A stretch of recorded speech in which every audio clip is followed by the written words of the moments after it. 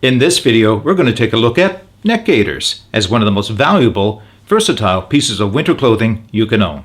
So I was going through my collection of winter clothes recently, getting ready for the colder weather here in Nova Scotia, and I came across an article that I always take with me, and that is the neck gaiter. And I realized I don't see a lot of people talking about neck gaiters on YouTube, and I thought I would show you what I own, show you why I like them, but more specifically I'm going to focus in on what I consider to be the very best neck gaiter you can buy, and that is the one made by WeatherWool. So why wear a neck gaiter? Why wear anything around our neck for that matter? Well, we lose a lot of heat through all the exposed areas of our body. And in the winter we tend to cover everything up, including the top of our head. But one area we quite often leave open is our neck. So a neck gaiter will add extra warmth around your neck. And it has been said that a neck gaiter in your pack is like carrying a sweater, that you'll gain that much warmth from such a small item. So a neck gaiter does make sense. But why not a smog? I have a smog like this. This is what you'll see a lot of bushcrafters wearing, their smogs. Well, smogs are great for the summertime or desert area conditions, especially where it's sandy, and they can be used for a number of items, including keeping the sun off of the top of your head. It can be used as a piece of first aid equipment. It can be used as a satchel to hold things in. And while a smog is great in the summer, I don't think it's suited to winter use, especially here in Canada. Reason being, it's cotton. At least they should be made of 100% cotton. So cotton is great for keeping you cool. It will keep you warm to a certain degree, but once it gets damp from your breath or snow or rain or anything else, it's going to lose all of that insulative properties, and you're going to end up feeling very uncomfortable around your neck. So a smog is not a good idea. So why not a scarf? Well, a scarf would be better than a smog. First off, you can get them in either synthetics, or even better, you can get them in wool. And they can be wrapped around your neck multiple times to get as much warmth, and you can usually get them up to about your ears, and you can have the tails of it come down over your chest to give you a little extra protection there. And in addition, a scarf can be opened up very quickly to allow heat to vent. So a scarf is a great item. It does have a few other uses, but not like the neck gaiter does. So I wanted to show you a couple of the commercially made neck gaiters that I have to start with. So this one, often referred to as a buff, is just a simple tube made of polyester, quite stretchy. It does have minimal insulative value, but it's more of a summer item as well. And there are all kinds of videos online how you can wear these things, and multiple configurations, starting from just the basic neck gaiter to protect your neck, to put it over your face to protect you from the sand, or wearing them on a motorcycle, as well as bringing them up over your head and use it as a piece of headgear. But that's not what we want to focus in on. So this one is a little different. I picked this one up, and this is the Canadian military neck gaiter. And the Canadian military neck gaiter is very stretchy, as you can see. It is a synthetic. It's quite heavy gauge fleece on the inside with a softer, smoother on the outside. And what's nice about this one, it has a small vented piece of material right here, which will allow you to pull it up around your neck, or up around your face, sorry, and still have an air hole that you can breathe through, so you don't get too much condensation in the material. But you can see it's very short, so it's kind of a one-trick pony in that it's really only for protecting your head. I have pulled it up over to see if I can get some more use out of it up over the top of my head, but then the back of my neck's exposed. So it's really meant to work in conjunction with other things like a wool toque. Now, one my daughter gave me a few years ago is one of the ones I like the most so far, and that has been this neck tube. You can see it's considerably longer, and this is made of merino wool, but it's a very thin gauge merino wool. So what I like about this is that I can put it on around my neck, and it doesn't take up a lot of room, very low bulk factor. And I can raise it up. I can even put it up over my head.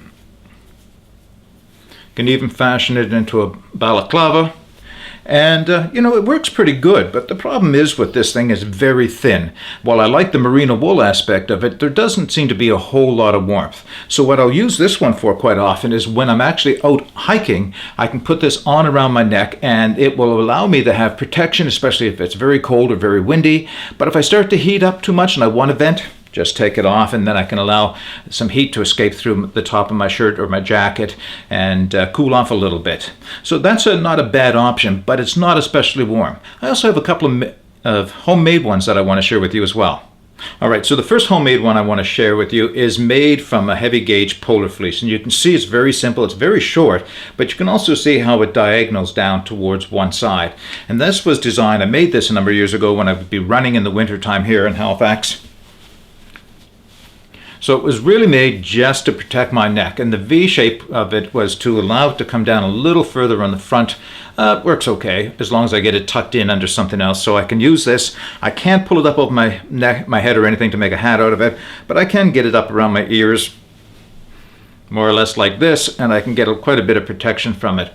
And being polar fleece, it's pretty good in that it will absorb some moisture, but it will also dry off very quickly. So this wasn't a bad option, but it's still just used only around your neck. So here's another neck gaiter that I made, and this one is made from a merino wool sweater that I picked up at one of our local thrift stores, Value Village. And I took the sweater apart and used the back of the sweater to make this with. And you can see it's considerably longer than the other one and has quite a piece to go down the front of my neck to protect the front of my chest. So when I put this one on, you can see I have quite a bib down here to give me a lot of protection. This one works pretty good. And I can, although it's quite snug, I can raise this up over my head. Now, because of the short neck area on the back of my neck is exposed. So I would have to have a jacket that comes up around my neck to protect me there. But that's not what I designed it for. I designed it very much like the fleece one, something that I could wear around my neck and pull up over my ears, even my nose, when I wanted to protect myself from the extremely cold weather. But again, this one is very thin. It's just a thin merino wool sweater that I turned into a neck gaiter. So it works well for hiking. It works well, but not so well when I'm sitting still. And I wanted something that would give me a lot more warmth and a lot more options for sitting still. So I was doing some research on the internet recently, looking for nice wool jackets or anoraks or something else that I could use to supplement my winter clothing. And I came across a company known as WeatherWool. Now, you may have been familiar with it already. I wasn't until I found it, so I looked at it and I thought, man, there's some beautiful clothing there. A little on the expensive side, but the quality certainly seemed to make up for the price. So I reached out to the owner of WeatherWool, Ralph, and Ralph sent me the neck gaiter as a test and review item. So that's what I have here. Now, this neck gaiter on the surface does not look a lot different from the other ones that I've shown you so far, but it is. Trust me, it really is. To start with, it is made from 100% merino wool, so you've got a non-itch, non-shrink wool to start with. And it's also a stretchy rib knit. I'm going to have to bring this in close to see it. Now, you can see the ribs there. It does look very thin right now, but there's a reason for that. This is a double length. So the tube is not, here it starts in about 18-20 inches, but it's one tube folded inside of the other. So now I have a full length scarf that I can wear around my neck like a regular scarf if I want to use it that way. That's not the way it's intended to be used or the way that I intended to use it, but it does give it another feature. So I can use this as a scarf either in the woods or here around the city. But the way it's intended to be used as a neck gaiter. Okay, it took me a second to return it back to its double size. One of the things I wanted to point out before I put it on is that one side of it has a V sewn into it. Hopefully you can see that V sewn into it. Might be better if I show it to you this way. Right there, a bit of a V. And that's intended to go at the back of your neck so that the front of it will come down a little bit on your neck, very much like the bib that I showed you on the homemade one. So when putting this on, you can see just how much bigger and thicker it is around my neck, how much warmer it's going to keep me.